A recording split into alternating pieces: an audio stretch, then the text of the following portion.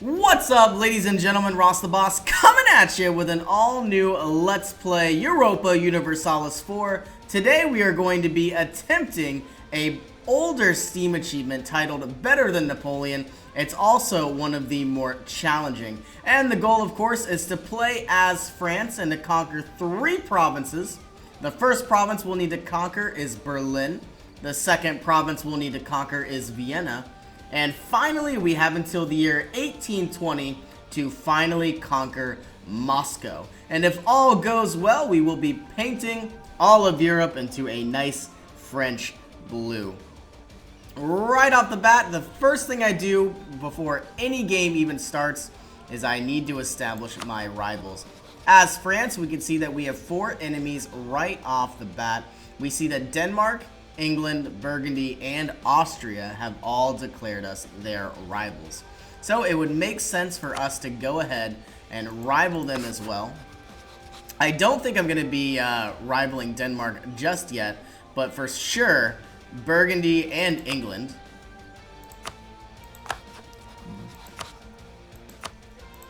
And I would like to go ahead, and I'm going to need some allies. It will probably be Savoy, Provence, and Castile, possibly Brittany, but we're gonna go ahead and rival Austria just in case. And now we have the opportunity to pick some advisors. You can see that we have 3 blank advisor slots. We have an administrative advisor, we have a diplomatic advisor, and of course we have a military advisor. When you recruit advisors, they will directly influence how much power you retain every single month. And of course, we have a variety of different options. Most of the time, we only have 3 options, but because our king is well advised, we have King Charles VII. He has the ability to recruit an additional advisor, or at least have it selected to the pool, so that way we have more options. And so we can see that we have 2 rank 1 advisors. We could go for rank 2 advisors, but they do cost a little bit more. We are going to go ahead and pick the treasurer because we will increase our national tax modifier by 10%. And of course, we have our diplomatic advisors. And this time we have 3 options. We could go ahead and pick a statesman, we could get a trader, or of course we could get a naval reformer. And I will most likely be going for the gold, getting the trade efficiency here. And finally, we have 3 more options. And looks like we actually have a female advisor. You can see by the silver portrait. I believe I'm going to go ahead and get the Commandant because it gives us 5% discipline, but having some additional national manpower modifier will directly improve my manpower. That could be useful, and of course the morale of armies could be useful as well. But I'm going to go ahead and pick up a Commandant, and of course we now have no mission selected, and of the 3, we could either improve our prestige, reclaim Maine, or a royal marriage with Provence. I think what we're gonna do is we will attempt to reclaim Maine. And we can see here that we are not at war, so let's bring all of our armies together. We want to bring the 16,000 troops down to the farmlands compared to other territories such as woods or hills. And the reason why is because farmland, it allows us to have a higher capacity of units in one territory.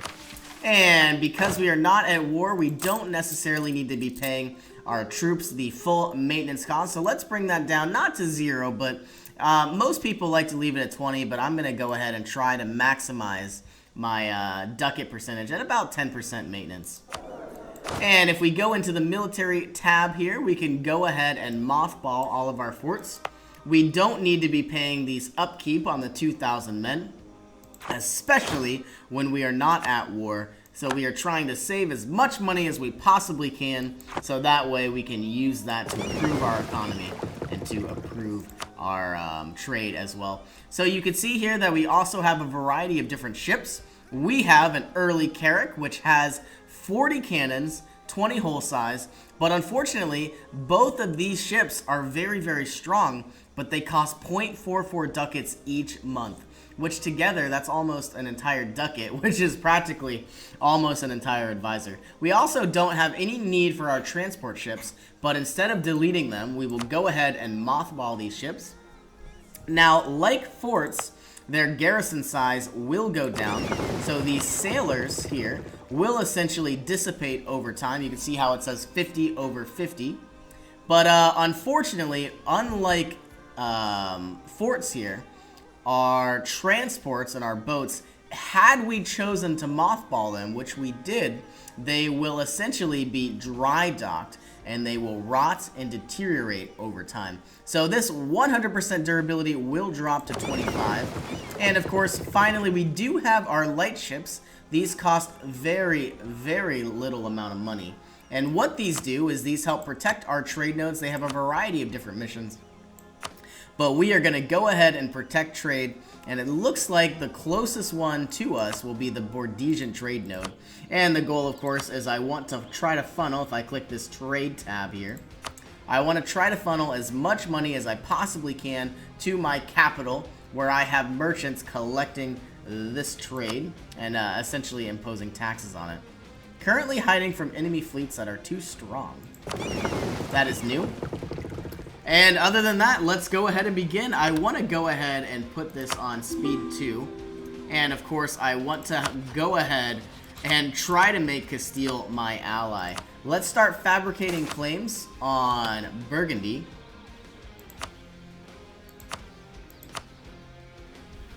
And for that reason, we want to be able to, once we have enough spy network, we'll be able to fabricate claims and we'll be able to start trying to attack their territory as well. We have military access from Provence. We will accept that. And we have the surrender of Maine. In exchange for accepting the Treaty of Tours in 1444, the County of Maine was promised to France. In practice, however, this has still not come to pass. The English have repeatedly evaded the question, and it is becoming increasingly clear that many in the English camp are arguing that the treaty will not be honored. In one last attempt to force the question, Charles VII has approached the county capital Le Mans himself and demanded the surrender of the city. The local commander, however, shows no sign of intending to open the gates, despite not having a force strong enough to withstand an attack. So right off the bat, before we even start, we haven't even been 1 month into the game. We're going to put our army maintenance all the way back up, and because it hasn't been 1 month yet, thankfully, our morale hasn't dropped too much. So I believe we are going to declare war on England. This is an event. And, oh man, before I do anything, I want to get an alliance with Castile. And I'm not going to accept anything until the 18th of December. Let's speed our time up just a little bit. And we might as well try to get our forts back up as well. We saved a little bit of money, but not too much. I don't think we are going to be using our ships. Our navy certainly isn't nearly as strong as it could be. And looks like it is January 1st, so we will go ahead and declare war. Wait, before we do that, let's go ahead and get an alliance from Castile. And they have accepted it, and we will go and declare war against England. Castile may not join, but of course there is always an opportunity that they may.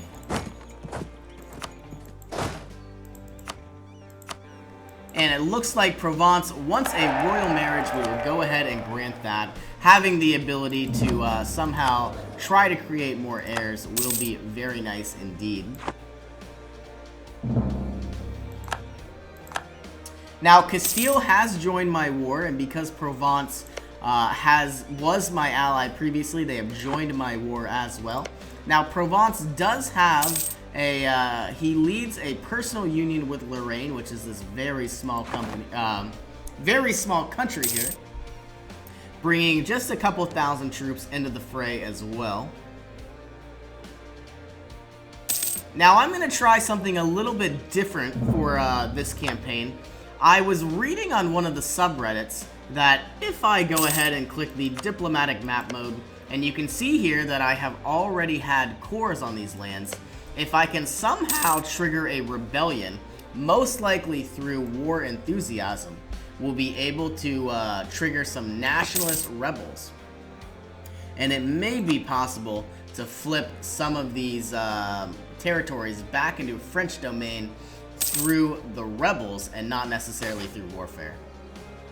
And it looks like the clergy have gained 10 influence. We don't want it to get too high. We always want to keep the clergy at a modest level, somewhere between 50 and I believe 75. Looks like it's 80%. So we don't really ever want it to go any higher than 75. Looks like we have conquered the siege of Normandy. And we are going to bring Jean Barreau down to our second army here.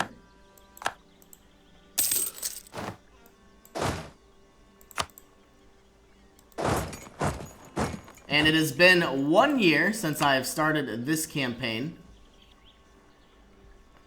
If we can take Calais from the English, we will certainly have won this war. There isn't much they can do. I don't believe they have any allies. They do have quite a bit of troops, but as soon as any of these troops try to land, they are going to get demolished. We could either lose 5 legitimacy or 5 prestige. I think I am going to go ahead and try to lose the legitimacy. That way it will come back over time.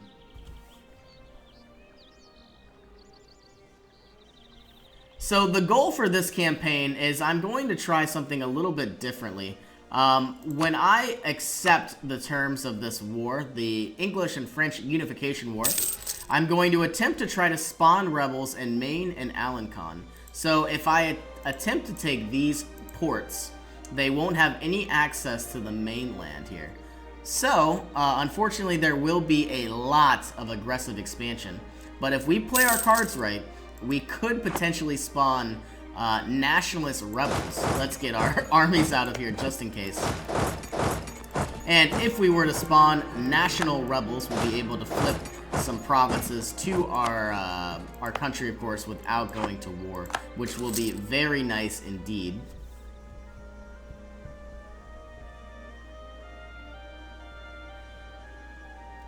And we now have 35 spy network inside Burgundy. Let's go ahead and fabricate a claim on their capital. It is very close to our territory, and of course, it is not part of the Holy Roman Empire. Looks like we've got another event here, a cardinal minister. Shall we gain additional clergy influence and gets a cardinal in administration, or gain 10 prestige? I think I would really like to have additional papal influence. And I think I'll take it. It's not much, but it'll help.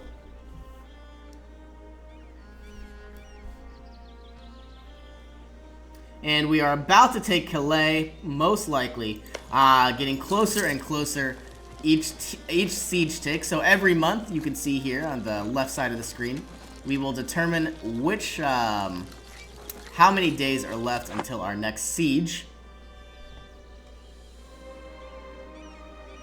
Now, I think I do have a lazy diplomat here. Let's go ahead and try to have him be useful. We do want to improve our relationship with Savoy.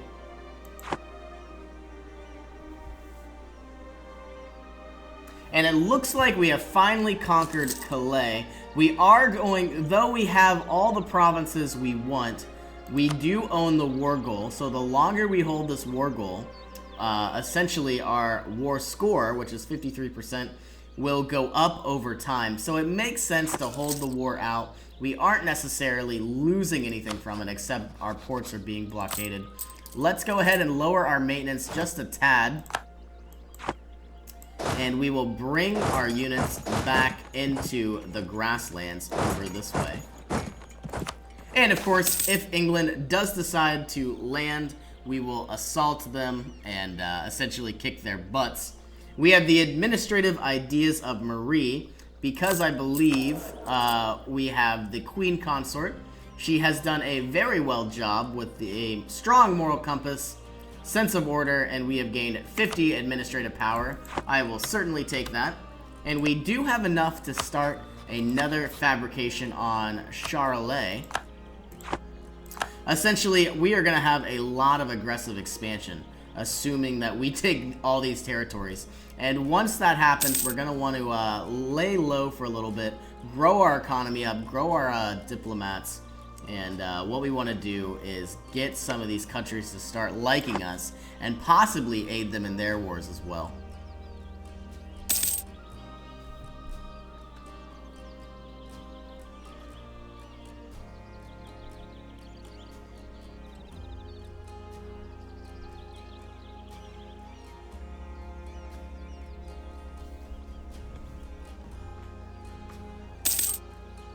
So we do have low maintenance, and we have 54% maintenance, but for the time being, that should be fine.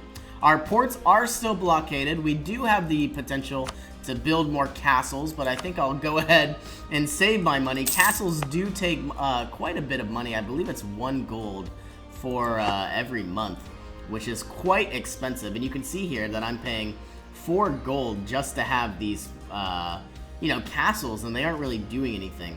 So it is not necessarily a waste of money, but it does certainly take its toll. I see England has 17,000 units here, 17,000 men, 13,000 infantry, and of course 4,000 cavalry. If they were to somehow pass the Straits of Dover into the French lands, we would certainly have to bring our armies back to full maintenance, but I'm not too sure they would do too well at all. And it looks like our merchants are doing their jobs as well. And all we're really doing is waiting for their war score, excuse me, we are waiting for their war exhaustion to go higher. Now, I'm wondering if we would be able to kick England's navy's butt. I have 2, oh, they have 7 large ships. I have 2, so that means they are only above us by 5.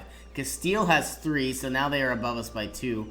If we play our cards right, we might be able to take over the control of the navy here. And if we are to control the seas, we can funnel our troops over and, of course, assault their capital of London. It looks like we are guaranteeing the independence of France. We might want to go ahead and issue them an alliance after this war. It looks like Scotland here is... Excuse me. I am guaranteeing the independence of Scotland, and it looks like they are in a current war here, trying to expand their Scottish domain. So really, their war exhaustion isn't rising too much, so our plan may not work.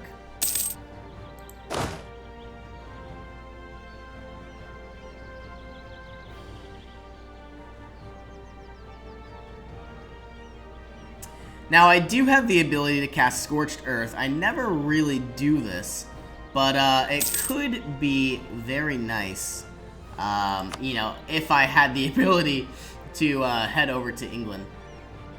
Now, of course, it does take military power. And it looks like the ruler of Provence has been excommunicated. Most unfortunate.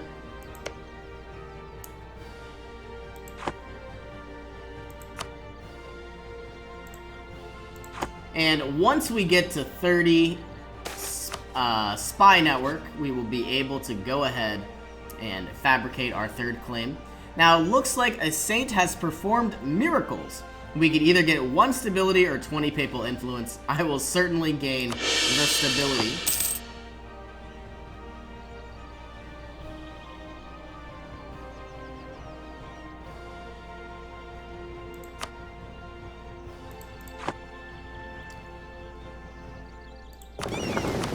And any second now, our troops, or at least our navy, is at full capacity.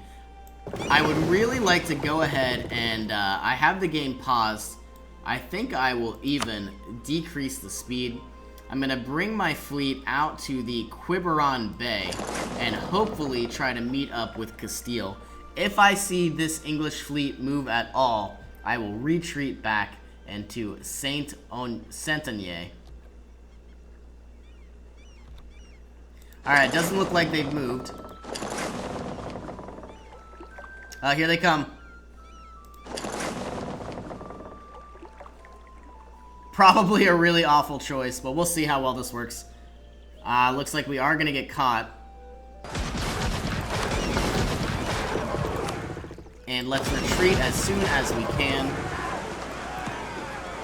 Unable to retreat until it keeps changing.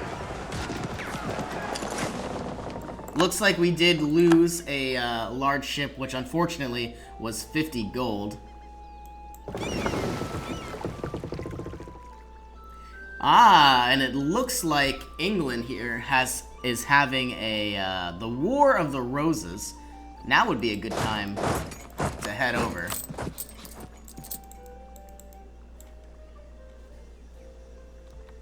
Not sure how well this will work. We could funnel 8,000 men at a time.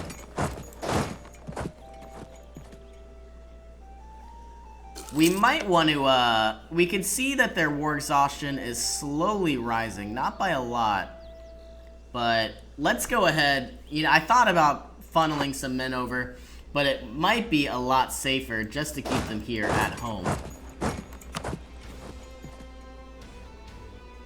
Let's go ahead, speed up our time, and hopefully we'll see this war exhaustion rise. It is going up by about 0.2 or 0.19 every single turn, so it might take a few turns, but this could certainly prove itself useful. We did lose one of our carracks, but that means we won't need to pay for it anymore. So not necessarily the worst choice, but obviously it would have been nice to not lose that 50 gold. Let's go ahead, bring our troops back to Nemours, and of course, back to Barry. And what we're going to do is we'll lower the maintenance fee once again and try to get a surplus. And we could support the House of York, or we could gain some prestige. And I think I'm going to go ahead and take the prestige. I don't want to take the manpower hit. And it looks like we have enough to fabricate a new claim. And I will fabricate it on Picardy, of course. And let's bring the rest of our units back, start improving relationships with Provence, and finish with Castile.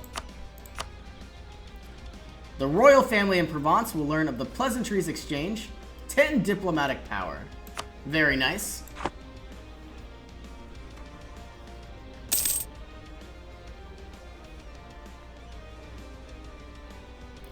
And slowly, you can see our war score is increasing. But really what I'm trying to do is I want this to go positive unrest. So that way, we'll be able to start spawning Alencon separatists. And it looks like Alencon is actually a nation of its own. So, this may not work as well as I had planned. We have French separatists. I guess our goal would be to have the French separatists from, obviously, Maine here to fire.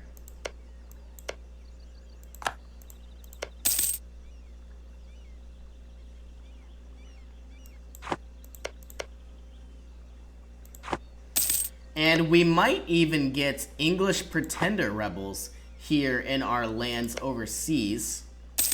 They do support the houses of York and not Lancashire. It is about to be 1450, and we have the ability to unlock new technology.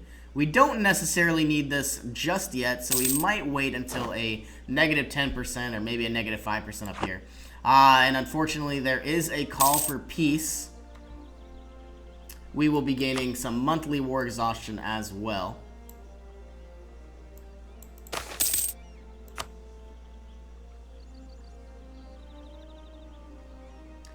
I guess we are going to combat the plague.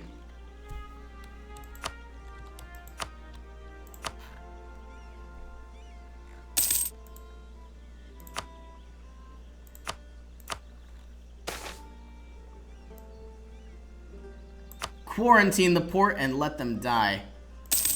Now, we have a variety. We obviously have won this war, mostly because England here is going through the War of the Roses, which is essentially their, I don't want to say revolution, but it's certainly a rebellion at least. And let's check how much. Aha, this is exactly what we needed. We have 6.2 unrest, and we are going to go ahead and bring our forces here to full maintenance and set these on Coup and Normandy.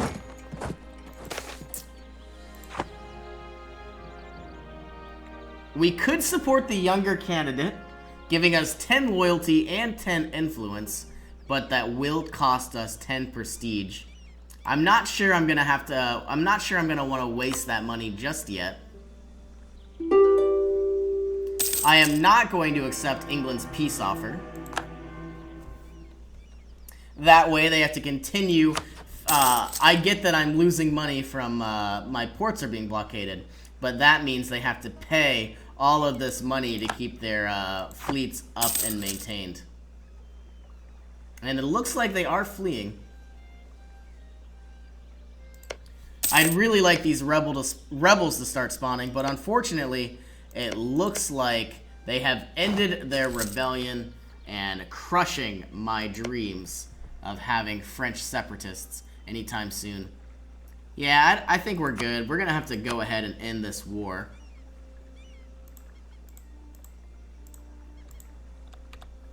Now, we still were not able to conquer Maine, but really what I want is I want these coastal provinces, and we can always get our mission fulfilled later. Let's see what the reward is.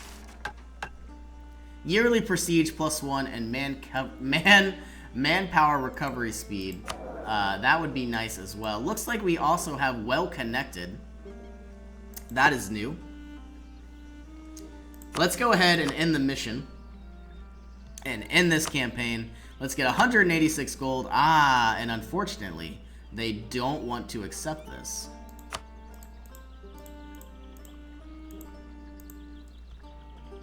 We are going to get 61 aggressive expansion, but fortunately, it is only with England and no other country. And we are not able to get that much money. Waiting to see a green check mark here. So, and this is what we're going to get.